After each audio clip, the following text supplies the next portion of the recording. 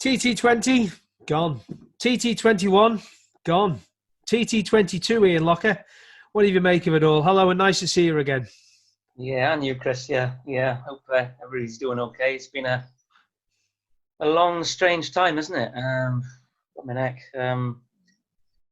Yeah, I don't know what we're going to make of it, really. Just can't wait to get to a race meeting again and do some stuff. When was the last time you sat on a bike and did something? I did Scarborough last year, 2020. 2 meetings at Scarborough was the last time. So September. And I'm heading to Scarborough for next weekend. Okay, that's obviously the Spring Cup, which is a bit later than normal. And obviously things are starting slowly to get back to normal. But what have you been doing in the meantime? Obviously, bright preparation in the garage, in the shed. What have you been up to? Yeah, a few different things. I got quite a lot of old RS250s, TZ250s, sort of restoring them a little bit. I'm not a really restorer, but I'm doing my best. So yeah, I've been doing that bit of got a CBR 600, which I've got, which is a 2021 bike. Ooh. Which they're not bringing to the UK officially, because nobody buys 600s anymore, so which is a real shame. But it'd be a good bike for in the Japanese market. They're using it over there, and in the Asian market. So we decided to bring one across, and so we try and get a rider on it for the stock 600 and the BSB maybe, or for the Isle of Man next year or something. But I haven't got a rider yet anyway.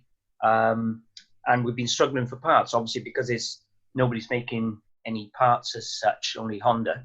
It's been difficult to get it ready and up and running. So I'm hoping for maybe July or August to try and get it out with a good young lad on it for stock 600 maybe, or something, just to get it out there and see how we go, And we've had it on the dyno. It's very good. Okay. So yeah, we're getting there. We're still waiting for fairings and bits and pieces. So that's been keeping me busy. And to be honest, it's been quite nice, because not getting bikes and, getting in there. I enjoy going in the workshop anyway when it warms up a bit. So the winter's not been very nice, but yeah, it's been nice to, get on with something new and something different, and there'll be a lot of interest in it as well. There's quite a few people been interested in it and see how it goes. And yeah, so RNG, one of our sponsors, that they're keen to, get something new out there. They sponsor the BSP series, and they've been supplying me bits and pieces that, will fit, because a lot of the old stuff on the older bikes, the last model was 2013, I think, was the last CBR 600. So, but a lot of that stuff fits, so it's quite good. Obviously, the last time you were here on the Isle of Man was seems a long time ago now, but you've got to think back. Before that, did you ever miss an Isle of Man for so many years, since the early 80s, when you first came here for the Manx and stuff? You didn't miss many, did you? I didn't miss one. No, I did every year from 1983 right the way through to 2019. And then some years I did the Manx as well, or the classic TT as well, whatever. So yeah, so it's a lot of mileage around there, and all of a sudden, maybe I forgot where it goes now when we get down the trail again next time. left at Quarterbridge, Gets cancelled. And obviously missing the Balaun meeting as well, one of your favourites. Yeah. Although I officially retired. Yeah, I know that, but you're still, you're still out at Scarborough. You're still doing bits, but missing Balaun, that's a big thing. That's a big part of your life, was it? Your bike life. Yeah.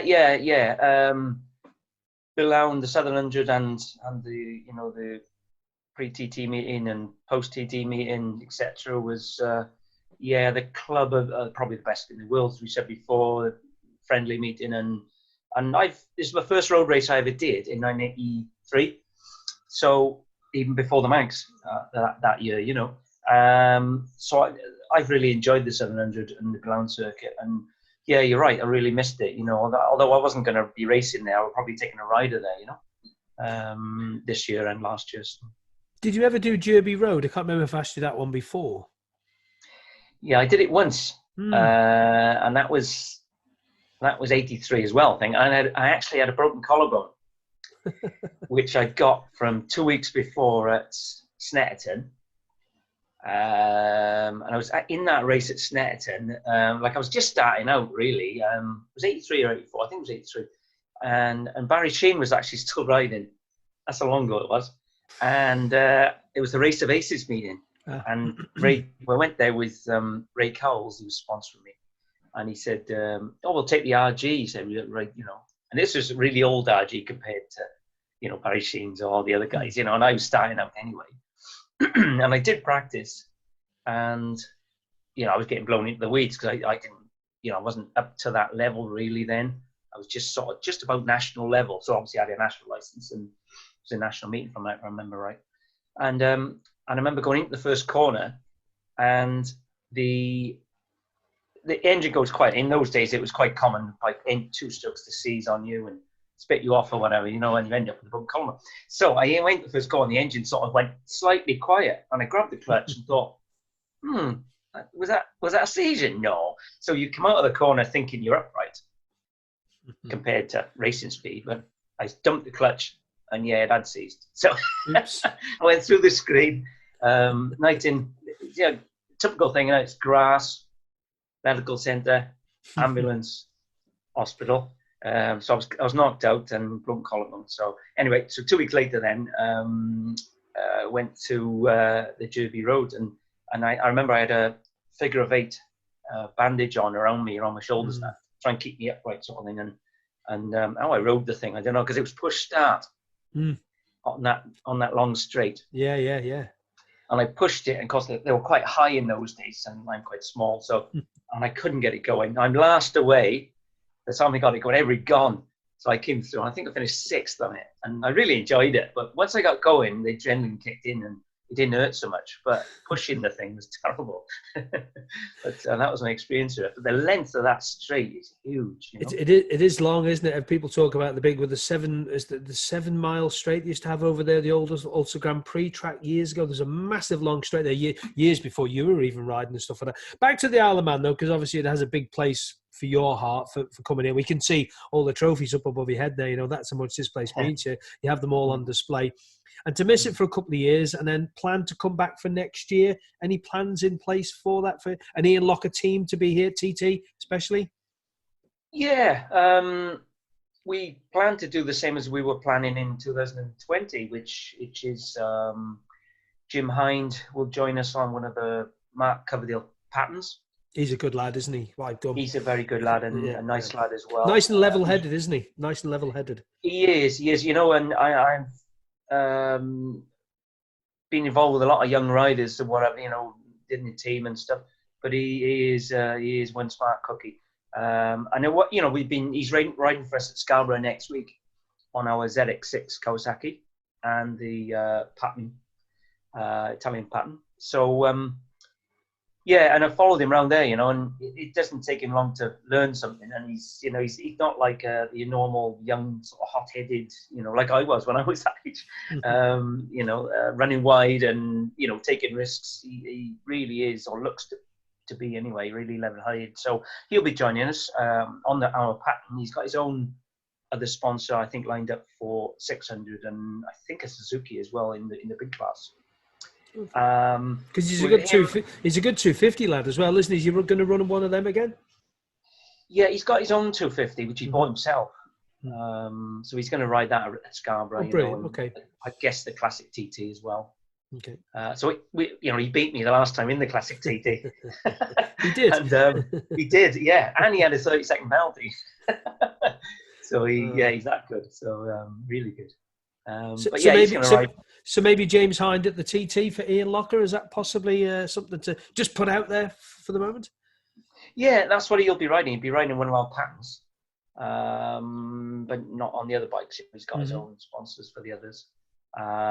Stefano Bonetti will be joining us on one of the patterns, and Joe Laughlin also. And Joe joined us, and he's going to be doing a couple of BSBs for us this year just to keep his hand in.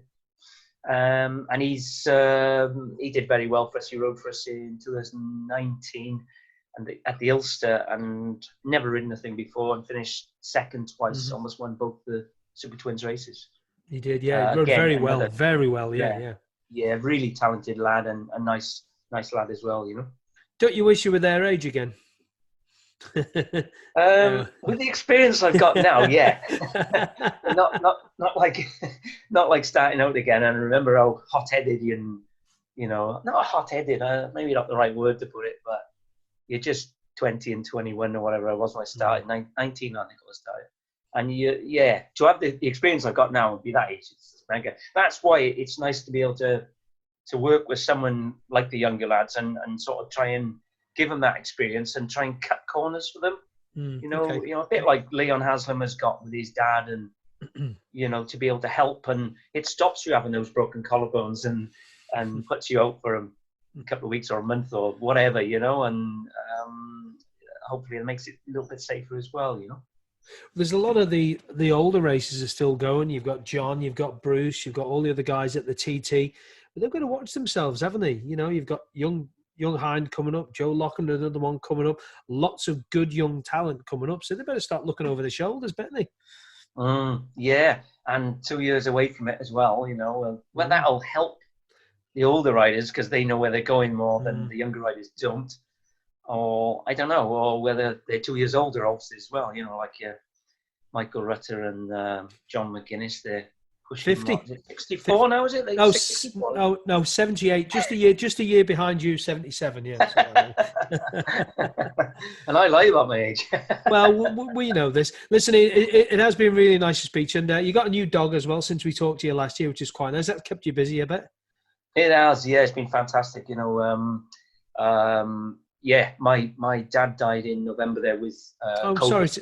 Sorry to hear that. Yeah, sorry to hear that. I did hear. Yeah, no, sorry thanks. to hear that, yeah, no, it's he was in a home, and then COVID got into the home and killed him. He was 93, so you know, it's, what do you say? You know, really. And then, but Asa's mum fell down the stairs in Japan, so she had to go home slightly earlier. So that was a bit of a chaos, you know, with the COVID and things. So it was nice to have the dog, you know, Tiki, we call her. She's a malicious schnauzer. So it was nice to have her and, you know, have something to, you know, focus on a little bit. You know?